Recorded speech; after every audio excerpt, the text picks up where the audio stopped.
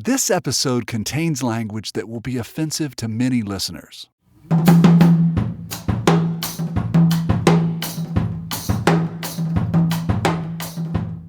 Hey, it's Trey K, and from West Virginia Public Broadcasting and PRX, you're listening to Us and Them, the show that tells the stories about the things that divide Americans.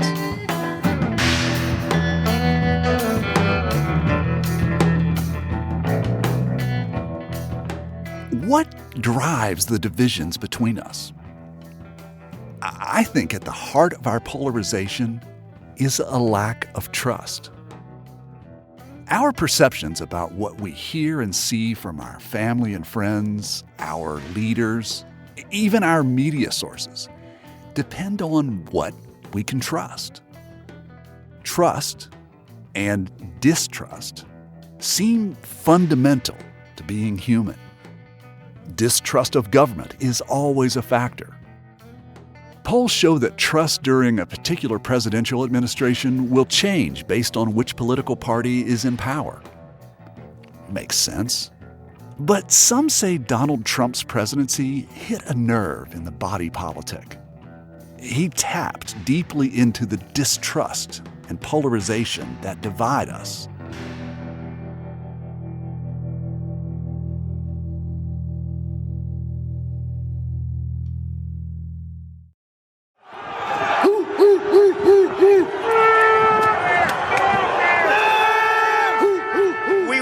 Stop the steal.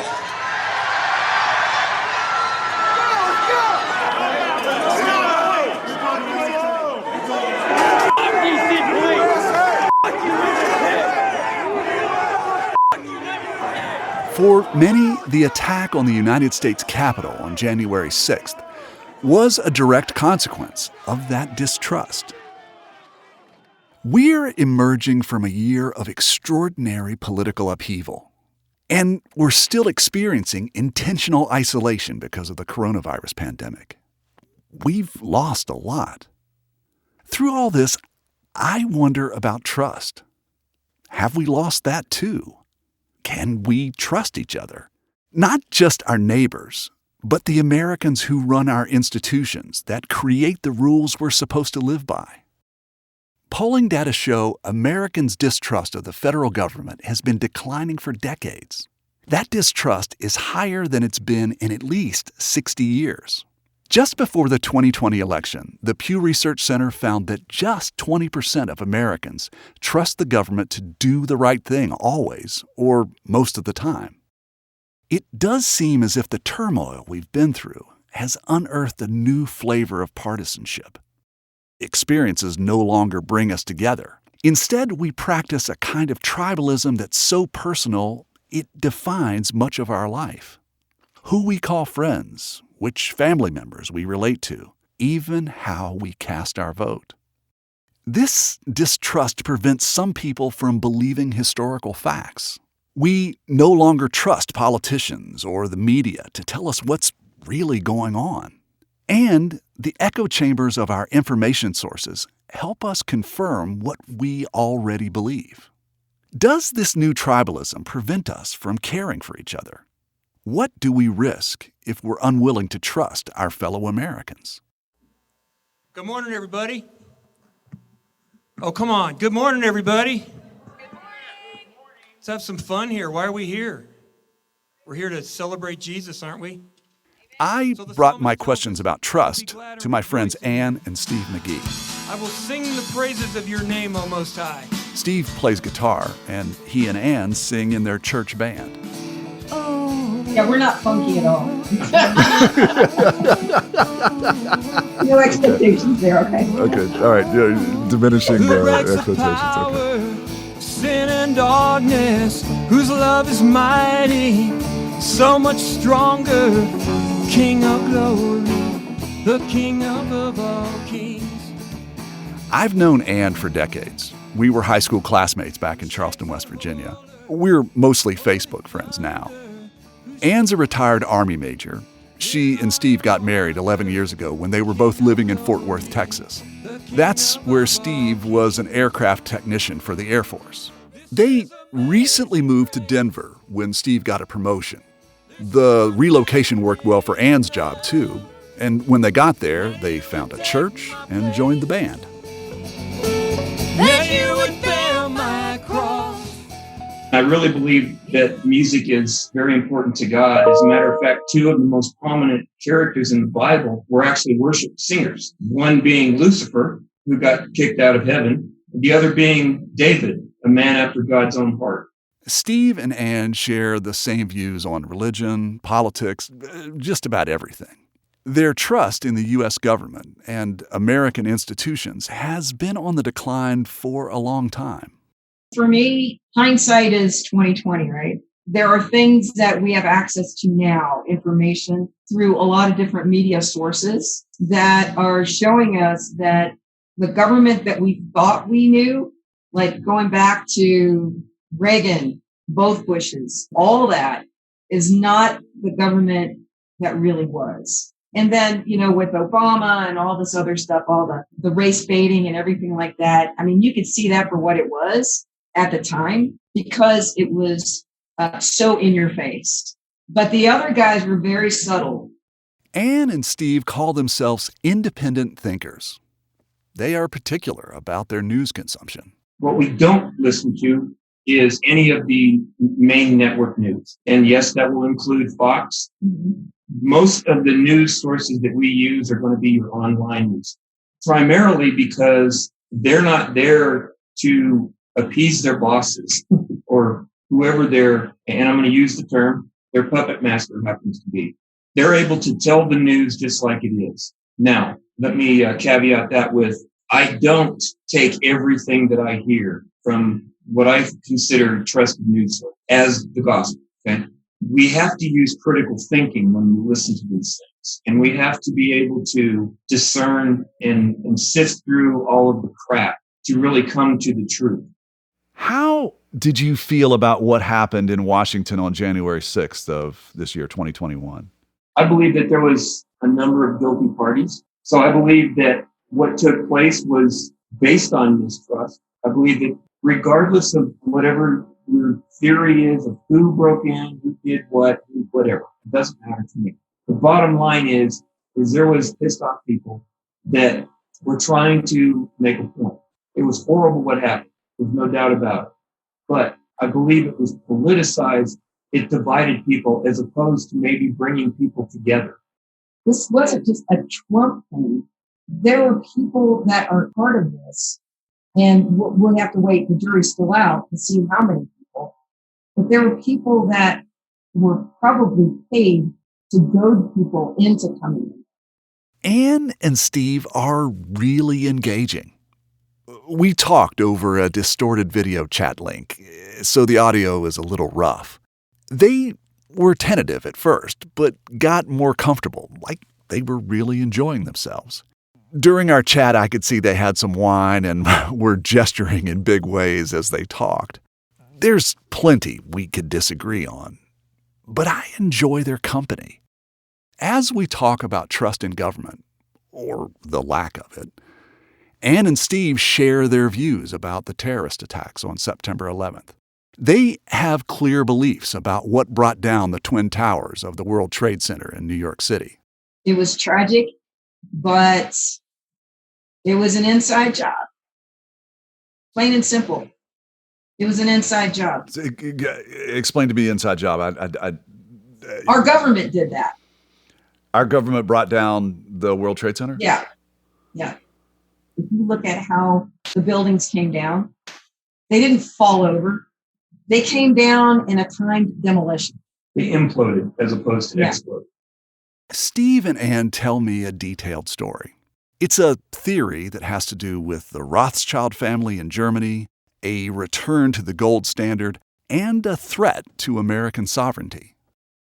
Let me say this, and I say this respectfully. I think in the world that I travel in, they would consider what you just said to me, and I'm going to say it what they would say. They would say that you saying that 9/11 was an inside job, they would say that's kooky. If I were to say that you were a conspiracy theorist, you would think that I did not really have a high regard for what it is that you think and feel. Not necessarily. When you tell me that I think you're a conspiracy theorist, What you're saying is that I don't even have either the intellectual capability, or I'm so dug into what I believe, I'm not even going to entertain anything that you have to say. It doesn't matter to me. So I feel almost empathy for somebody who states that, because they're not willing to understand how another person comes to that conclusion. You know, maybe there's an ounce of truth in there. So I would say that when somebody says, well, you're just a conspiracy theorist, what that is just a shutdown, right? That's all it is. Conversation over. I have nothing to say to you. It's done. And it's like, well, I'm sorry that you can't converse with me. But if somebody's not willing to listen, then am I wasting my time in talking? That's up to them. It's really up to them. Can you give me some type of rating on the level of distrust in what's happening in our government? Can you give me, like, on a scale of 10 being, I'm really, really alarmed, something bad is happening right now and we got to fix something quick or we can't last, or 1 being, I'm irritated and aggravated by this, but this is pretty much the same as it always has been? So I would say that on the scale, I would definitely be on the higher end of it. So up at an 8 or 9? 8. If not even bumping up against 10 for my level of concern. Restating what you just said, we need to do something now or we're about to lose our country. That's absolutely where I am. I will tell you that I became physically ill because of the anxiety that I felt over what was going on. Can you tell me, like, what time in history or what was going on? Well, the first time was probably 8 years ago, maybe. And I was just starting to see some things that were taking place. So that's during the Obama years. Yeah, during the Obama years. And I was really starting to see some things that were counter to what I believe. And for example, just the attention on people outside of the United States as opposed to inside of the United States. I'm very much a believer in we take care of our home first. And then once we have everybody taken care of here, now we start worrying about everybody else. I believe that who is in the administration now is not for America. I believe that they're being controlled by outside forces. And perfect example is the COVID package that they just passed. It was over $1.something billion, and only 600,000 of that went to the American people. The rest of it went to foreign entities, went to pay off union pensions for the state of California, their teachers union.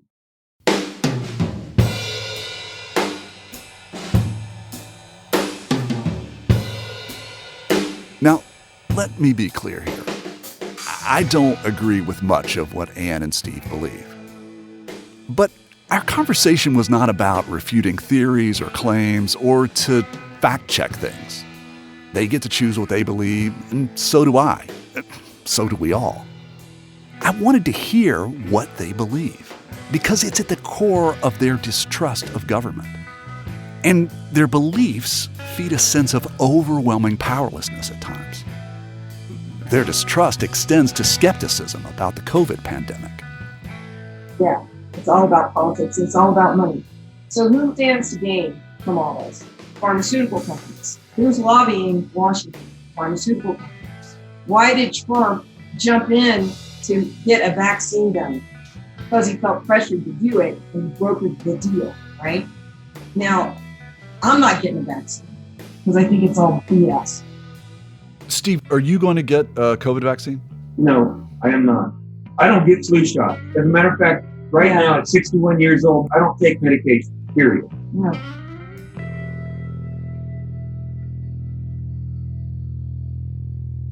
Ann and Steve's worldview is rooted in their military careers, their religious faith, and their conservative values in politics. Their distrust in government has been a process, a decades-long education as far as they're concerned. But for many Americans, distrust in the government is nothing new. You ever tried being black? You ever tried being stopped for walking down the street while being black? Rico Moore is a criminal defense attorney in Charleston, West Virginia. As an African-American progressive Democrat, I wanted to hear about his trust level. I trust in the government to be the government. In other words, I trust them to continue to do what they've been doing as far as the treatment of black people with this society. We're eternally at war. And maybe some people say, well, I'm going a little too far, but it seems like they're at war with us. Moore believes racism is at the core of the violence at the Capitol on January 6th. He says Trump supporters and others who attacked the Capitol fear a multicultural America where everyone is treated fairly. What they've lost trust in is America to not do what's right, but to do what's white, period. What America has done to them is said, oh, hold on. Some of the white privilege you have, maybe, well, not maybe, it's not deserved just simply because you're white. The white people who stormed the Capitol caused the death of a couple of people. Now, had that been black people stormed the Capitol and those white officers died, what do you think the society, what do you think they would have said? We've had a long history of this government being unfair to us. Yeah, we don't storm the Capitol. We don't break into the Capitol. Yet we're always vilified. Moore is an officer of the court, but he says he doesn't trust the criminal justice system. We seem to go to prison a lot more. We have a disproportionate number of us in prison compared to our population. Moore says he has plenty of reason to question and distrust the country's institutions. After all, he says there's documented historical precedent to point to. Discrimination through government institutions prevented black people in this country from a right to education and a vote. It has blocked them from home ownership through racial covenants and made them targets of medical experiments. In the 1960s, the federal government spied on Martin Luther King Jr. and the Black Panthers. When it comes to trust in the COVID-19 vaccine, Rico Moore says he's not in any rush to get it. I think I want to let some other people take it and see, if they have any adverse effects or anything. Don't quite trust it yet. That's what you want to know? Yeah, I don't. Why don't you trust it? Well, just the medical industry in general, and looking at the amount of time that they came up with this fix, if you want to call it that, I'm not sure. I'm skeptical. I'm still skeptical. Moore first learned about the Tuskegee experiments as a high school student. That shameful part of American history targeted black men in a study on syphilis. For 40 years, from 1932 to 1972, poor African-American men suffering from syphilis were denied treatment by the United States government. Well, am I getting this right? Is Tuskegee in the back of your mind when you're choosing not to take the vaccination? I was a lot more than that. I mean, I know about, Henrietta Lacks. Henrietta Lacks was an African-American woman whose cancer cells were taken from her without consent in the 1950s. Her cells can grow and divide endlessly in a lab and have become essential to biomedical research. Moore also mentioned James Marion Sims, lauded as the father of modern gynecology. In the 1860s, he experimented without anesthesia on enslaved black women. Can't remember her name, the slave that was, she was operated on over 40 times just for experimentation purposes. So those things play a part in the way I think when it comes to new drugs. I get the feeling that this lack of trust, this sense of suspicion, that you've had it all your life, right? Yeah. Has it gotten any worse? You know what? I would probably say it probably has gotten a little bit worse once I entered the courtroom. What did it say more? I tell this story, and I tell it to a lot, especially the younger black people that I've met, especially some of the younger attorneys. I went to a historically black law school, Texas Southern University. I took my last final, and it was like there were three of us. We always hung out together, and there's a professor. We go to the bar and we drink together sometime, So we're drinking, we're sitting around after we've taken our last final before graduation, and talking to Professor Bullock and sitting there and having a drink. And so he turned to us and he asked us all, he's like, well, you took your last final. What are you? We're drinking, we're thinking, we're like, hell, I'm a lawyer. No, you're not. I'm a barrister. No. Counselor. No. Esquire. No. He said, no, you're a nigga, and don't you ever forget it. When you walk in that courtroom, you're a nigga with a piece of paper, and they're going to treat you even worse sometime. So you always be prepared, and be prepared to fight left-handed if you have to. And I never forgot it. And when I started practicing, and I walked in that courtroom, I knew exactly what he was talking about. And this was 96, and that's what he told us, and walked away. Got us a couple more drinks, but never forgot it. That's a powerful story. I never forgot it. And it fashioned a lot of the ways that I practice, the ways that I do things. Do you ever try to imagine what it would take to change the system to a place where you literally could feel trust? Well, first and foremost, to restore the trust, white society is going to have to admit the things that they've done. That's probably one of the biggest problems. Won't take responsibility. America has a lot to make amends for. Why is it when black people start talking about these type subjects, it's always, well, that happened. That was slavery. You can get over that. You ever notice that? But that was years ago. I didn't do it. I never owned a slave. But you reap all the benefits from slave ownership. They reap the benefits from crack cocaine to importation. But we did the time for it. In the mid 1770s, people came together to form this country and to kind of set us forth on this kind of experiment of a democratic republic.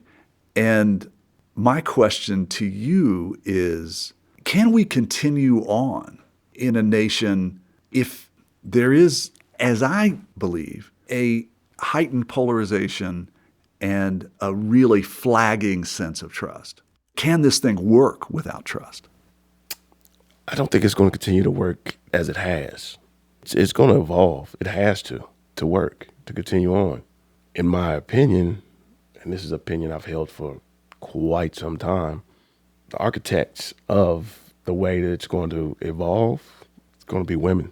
It's going to be black women more than likely. Black women have showed up across the board in the growth of the United States throughout history. You talk about the slaves, the black men, when they were beaten, abused, who nursed them back to health and took care of them? The drug wars, and they sent the men to jail. Who took care of the kids? Strong people. Look at what's going on now. You feel like something's got to give. It's a lot of weight right now, and something has to give one way or another. I don't know if things are going to have to explode and be rebuilt, or if a solution will just pop out of thin. I don't know, but something has to give.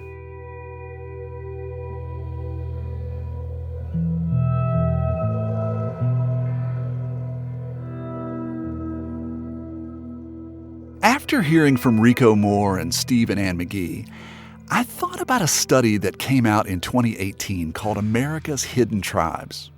It made a pretty big splash when it was published, and that was long before the pandemic, the killing of George Floyd, and the attack on the U.S. Capitol. An organization called More in Common pulled that study together from large-scale polling data. They combined it with detailed interviews with Americans to understand the electorate's core beliefs. Based on that, the study found people fell into one of 7 tribes, ranging from progressive activists and traditional liberals on the left to traditional conservatives and devoted conservatives on the right. In the middle, they defined an exhausted majority. These are Americans who hold political views but are tired of being caught in between the loudest voices on the far right and the far left.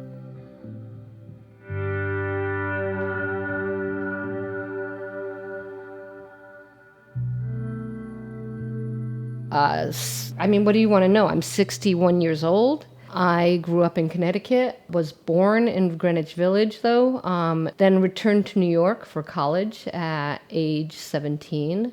Kayla Siegel Fine is a friend of mine from New York. She's a liberal Jewish woman who strikes me as someone who might fall into this exhausted majority category. and I now live in San Miguel de Allende, Mexico. I've known Kayla for years. We met through the Brooklyn social and music scene. She recently came back to New York for a visit, so we met up to talk. We started at the beginning, and in the beginning, Kayla says, there was Donald Trump. The first time I saw Trump at a rally, pre-nomination even, I got chills. The very first time. I happened to be in my mother-in-law's living room, and I turned to her and I said, "Oh my God, he's working out of Hitler's playbook." I said that because I saw him salute the crowd like a Heil Hitler salute, and I saw how the crowd was responding. But there are plenty of educated people who bought into Trump's shtick. But I think they did more than buy into it. I think they also used it. They used him. Were some of those people your friends and people that you got along with? Yes, and there are people that I respected in certain respects, and still today. And I've asked this one friend, let's not talk about politics, because on a personal, emotional, spiritual level, I feel incredibly close to this woman. Politically, we cannot have a political conversation because it's too painful for me. We cannot see eye to eye. We've agreed to just put it over on a shelf somewhere and not talk about it.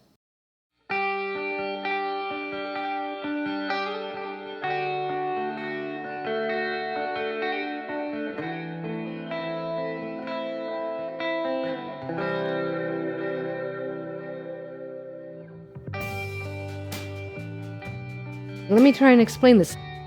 It's gotten to the point where if you disagree with somebody, it's a moral judgment on that person, not just a disagreement. And I see that on both sides of the aisle. You shouldn't be friends with somebody who thinks differently than you because there's something evil about that person. Well, made me want to take to my bed. Then I started going out for walks. And then I started, appreciating the nature around me and finding people that I could talk to that don't feel this way. And that's really rare these days. I'm really, and there's so much self-censorship I go through with so many people now that I didn't used to.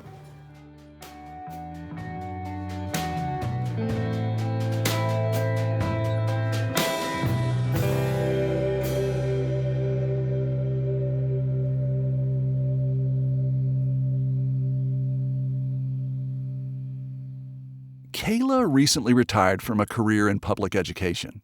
After years as a teacher, her final position was as a principal in New York. She moved to Mexico in 2016, just before Donald Trump was elected. So she isn't one of those people who left in a huff after the election. Kayla was recruited to work in Mexico, and then she decided to stay and retire there. Okay, so you're an American there in Mexico, watching the capital of your nation be attacked by protesters. How does that make you feel? Initially, I thought, what a bunch of bumbling idiots. That was what the first thought I had was like, wow, I thought they would have been better prepared. If all of the conspiracy theories I've been hearing about how the right was so armed and ready for battle were true, it was going to be even worse. And then I saw that guy in the bear suit or whatever he was, and I thought... The shaman. Yeah, the shaman. I thought, what a buffoon. I mean, that's what went through my head at first. At first I thought, oh, thank God they're not that organized, And it was shocking, but not surprising. I mean, I expected it, but it was still shocking. It was very frightening also. It looked like a coup d'etat, is what it looked like. Kayla says she holds in a lot of the grief and helplessness she feels about the political polarization in the U.S. I don't really want to talk about this anymore. I'm getting to the point of what is the point? I'd rather discuss a book. So I'm in 2 book clubs. It's not like these things don't come up in them, but I do some teaching on the side. I do things where I don't have to deal with this. Let's talk a little bit about the ways your media consumption has affected how you've been feeling. So what media sources do you consume? News, social media? I get the New York Times feed, and interestingly, since Biden came to office, I'm barely reading it. I'll pick up something about what's going on with the pandemic or the vaccines. I'm kind of glad it's not as compelling. The news isn't as compelling right now, which is kind of a relief. I get on Facebook a bit. I actually have kind of made it a practice not to get on to the news sources that much anymore. Well, have these news sources played a role in, I guess, stoking your sense of distrust or? Sure they did. On election night, I made sure to switch back and forth between Fox and CNN because I wanted to see what's happening on both sides. I don't just want to hear polemics. I don't want a news source where they're openly taking sides. Openly. It used to be that they did it very subtly. I guess that's why I got to the place of resigned acceptance. I think the genie's out of the bottle. I don't know that this is ever going back. Why would it? I don't know how it could or would. There's too much money at stake. And it's a country divided. It really is a country divided. I've seen calls for, United States of Canada kind of calls and things like that. I don't know. I don't see it going back.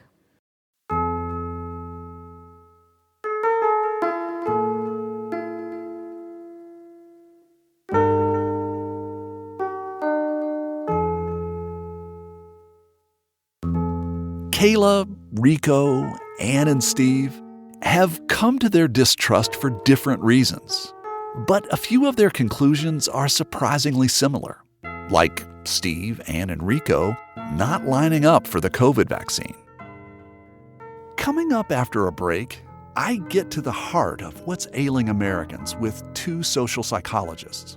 We talk about how partisan polarization feeds our division and distrust of each other and America's institutions. Life used to be lived in multiple dimensions, right? You'd have your religious beliefs, you'd be a sports fan, and you'd have a whole set of different connections to different sets of people. But as we polarize, it's like all that shrinks down into one dimension. Your attitudes toward everything are determined by are you on the left or on the right. That's after a break. You're listening to Us and Them. This program is supported in part by the West Virginia Humanities Council and the CRC Foundation.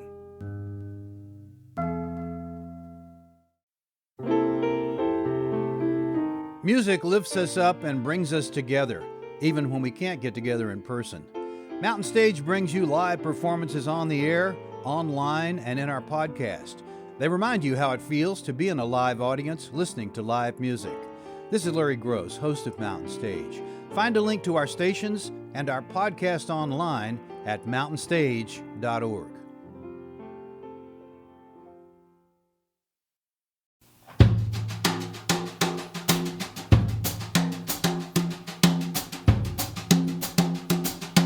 Hey, it's Trey, and this is Us and Them from West Virginia Public Broadcasting and PRX.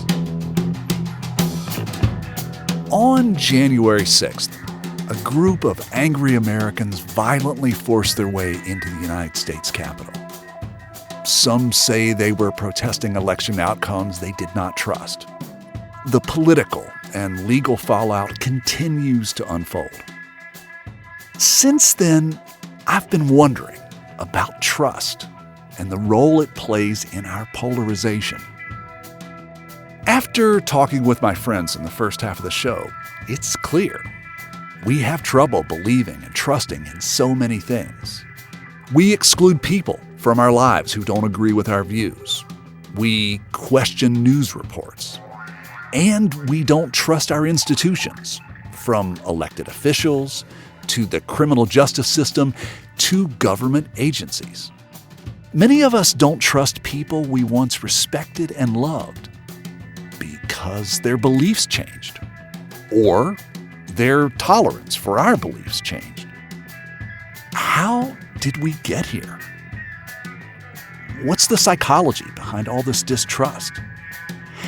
How did Americans get so hyper-political? I brought some experts in to help me sort through these questions. My name is Dominic Packer, and I'm a professor of psychology at Lehigh University.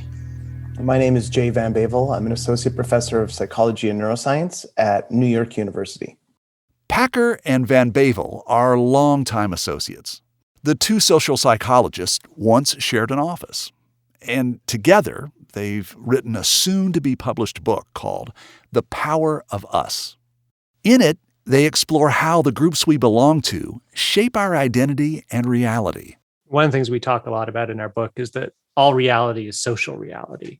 Almost everything we think we know has come from other people, right? And we often believe things simply because lots of other people believe it. That's Dominic Packer. His colleague, Jay Van Bavel, says political disagreement between people is at its highest level in 40 years.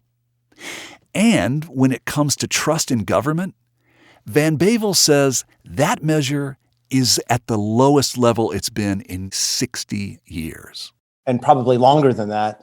You see this in the way that people react to the media, to news, to their neighbors, the way they treat one another on social media. When you erode trust, it creates a cauldron for conflict over all kinds of issues. And that has consequences for what we believe and who we believe. Some people think that there is a deadly pandemic. Other people think it's a hoax. And so you end up with people who have a very different sense of the state of reality, and it becomes very hard to solve problems as a large collective. The U.S. isn't the only country where people have lost trust in institutions. Van Bavel mentions research that shows in North America and across much of Europe, trust has eroded as high-speed internet access increases. In other words, when it's easier to go online and find alternative sources of information, trust in government institutions declines. That can be a good thing because if institutions are flawed or there are people who are engaging in corrupt behavior, it can mobilize people to challenge those institutions and try to change them. And so that can be very effective in many ways. And you see that throughout the US, that there's been huge protests by people who want to change the system, and they're trying to make it better in many ways. Now, there is a flip side to that, which is that eroding trust in certain institutions has consequences. It could mean that people don't rely on those institutions anymore when they're in need. Now, the issue is that you have trust in the federal government dropping as you have polarization increasing. And I think that combination of those two things is one of the reasons why this particular situation seems incredibly tense. Obviously, it's dangerous. We saw the insurrection at the Capitol just a few months ago. And so it creates a recipe for disaster for society, I think. Right. I mean, I think you're absolutely right. I think January the 6th and the Capitol attack was a bit of a shock to a lot of people who'd been engaging in some quite dangerous rhetoric. This is Dominic Packer. To me, what it revealed was that there's a fair number of people who think the institutions are more robust than they are. And they can push the boundaries because there's not really any danger in it, right? You can undermine faith in the election because it's not really going to cause any problems. And what January the 6th demonstrated was it's going to cause problems. That people really believe you when you say the election was fraudulent, that it was stolen from you, that enough people out there take you at your word, even though you might not be saying what you really believe. They take you at your word and then they show up and attack the Capitol.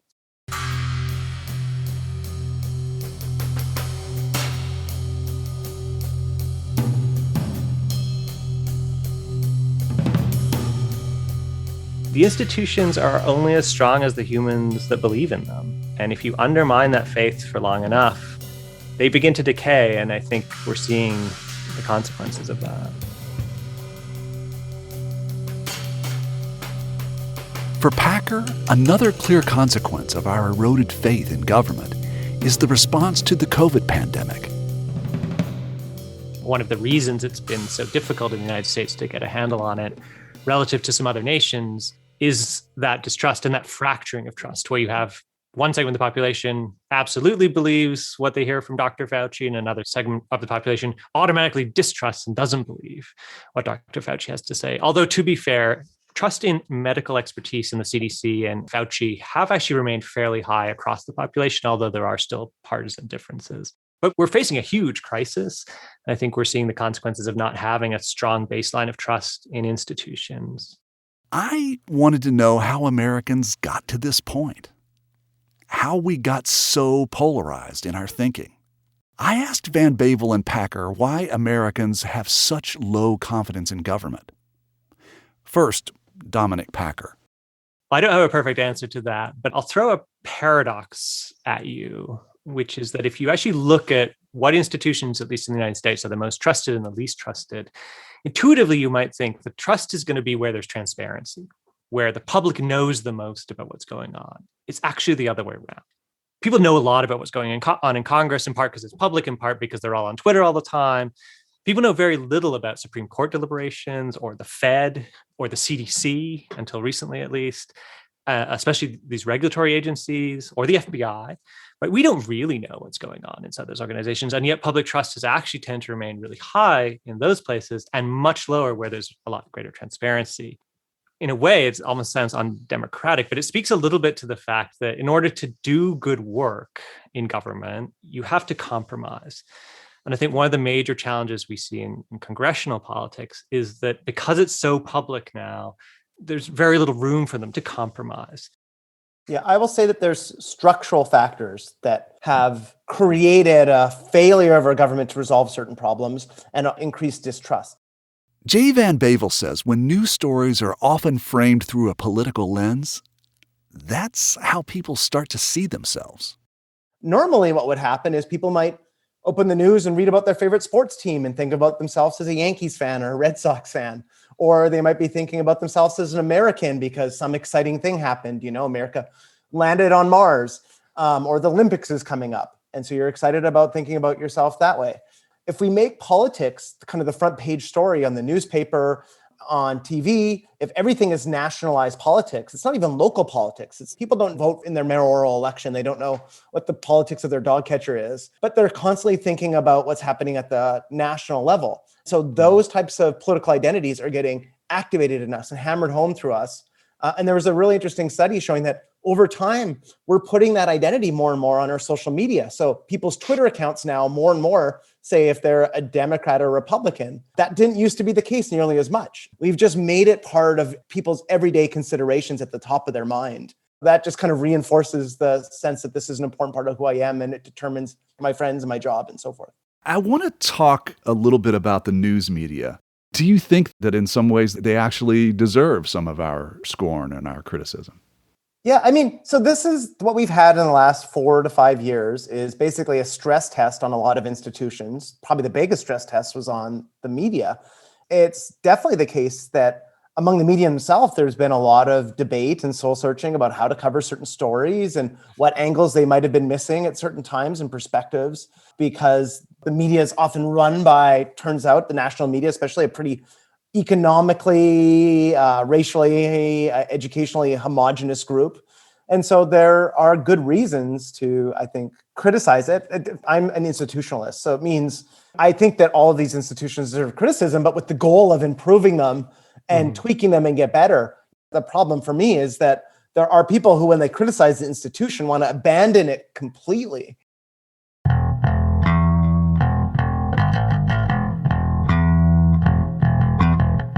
Van Bavel has done research on polarizing partisanship. He says its roots are found in the brain. There's a few key ingredients. One is to understand how the human brain evolved, which is we are the ancestors of people who survived in the African Serengeti in small groups. And humans aren't fast. We don't have sharp teeth.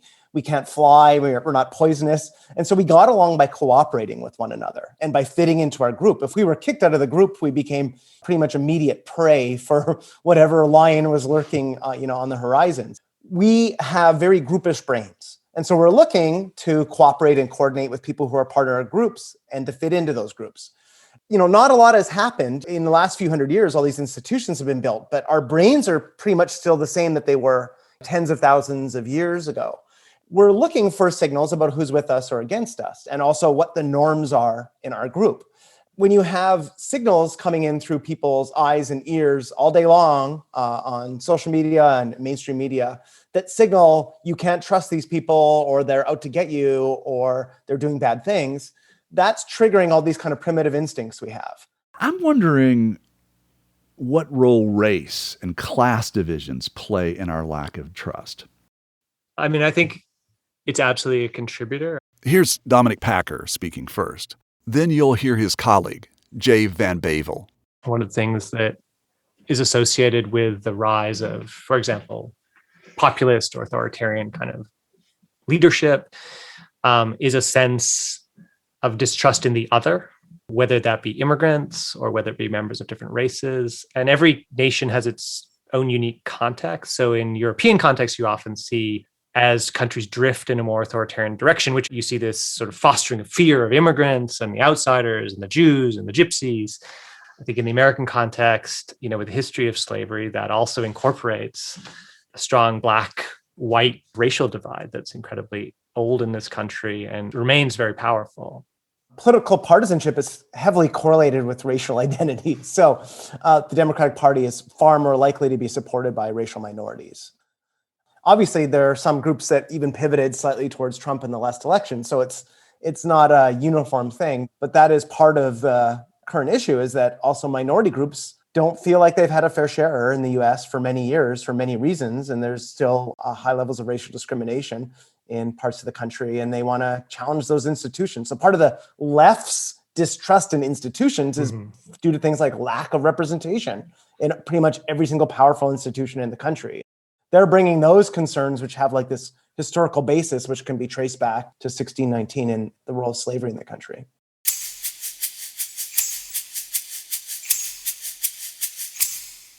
Jay Van Bavel says dissent is valuable.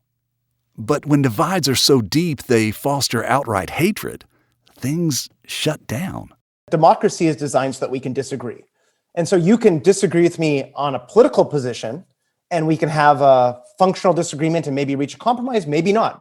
Everything has become moralized. Once you start to see your opponent not just as someone who disagrees with you, but as a reasonable person, but someone who disagrees with you and is evil, you start to have the dynamic that you see in sectarian conflicts, like in the Middle East or between religious groups in certain places of the world, and where it's really hard to find a resolution because the disagreement is over core values. Though polarization is strong in this country, Dominic Packer thinks the chances of widespread civil unrest, like a civil war, are unlikely. The American Civil War wasn't just about people not liking each other, right? It was over slavery, the most contested issue in American history, and a fight over what one part of the country considered, an economic resource they weren't going to give up. And it came to war to change that deeply embedded institution. And I don't see that there's an issue on the table in the current American context that is like that. I was reading an article about the ruptures in families after the January 6th attack on the Capitol, where someone is quoted as saying, "There is no way out of this except together." What's your take on that? Would you agree? Yeah, I don't know. Jay? I think depends on what that means. I'd predict that it's beneficial, and I'd say feels morally right to hold all those people accountable. But there is, on the back end of it, going to have to be some restoring of national identity to prevent that from happening again, I think. Right. I think you can go back to what we talked a bit about earlier, the different kinds of conflict, right? Politics, and indeed any family, has conflict, and that conflict can be stressful, it can be awkward, but it's not inherently problematic or bad. And indeed, it can actually be very productive to have dissenting views and divergence. When conflict becomes destructive, it's winner take all. It's all bets are off. It's we will destroy whatever we have to win. That's what happened on January 6th. It was an attempt to destroy a very delicate set of institutions that enable consensual conflict. And I think personally, we should have zero tolerance for that. But we should also absolutely welcome back into the fold anyone who demonstrates a willingness to engage in consensual conflict, right? They can have wildly divergent views from us, but if they're going to play by the rules, if they care about democracy, if they want to make this thing work, then let's make it work.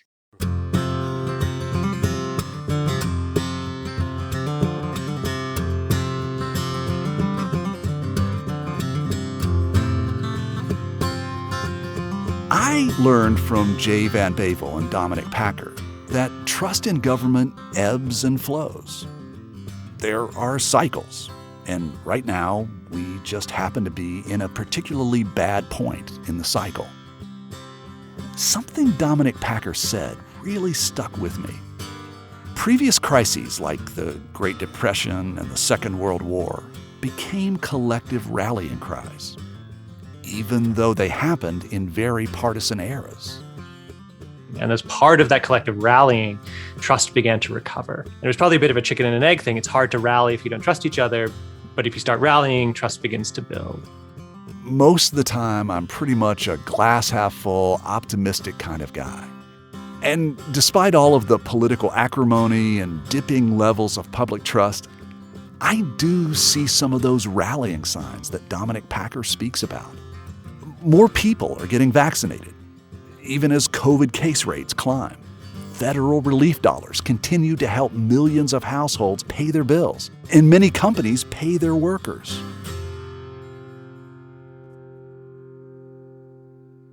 I'm heartened that friends are willing to speak with me about their hopes and fears, even as trust for their country and each other is tested. I continue to believe that if we respectfully and empathetically listen to each other, we can find a way to move ahead.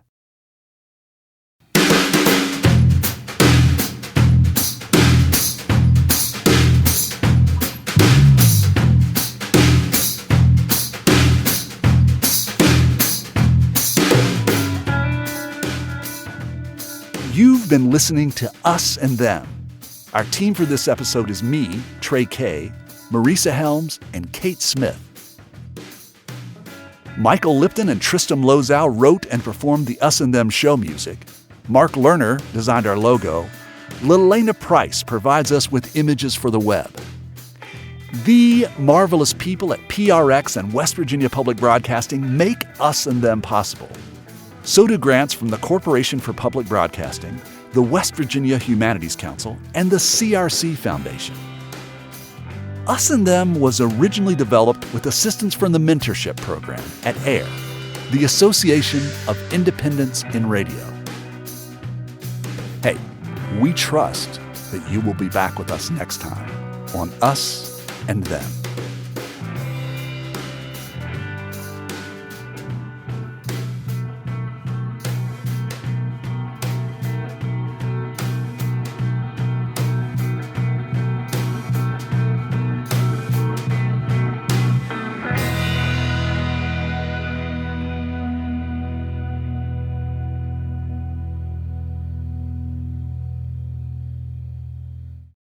Support for this podcast comes from the Corporation for Public Broadcasting.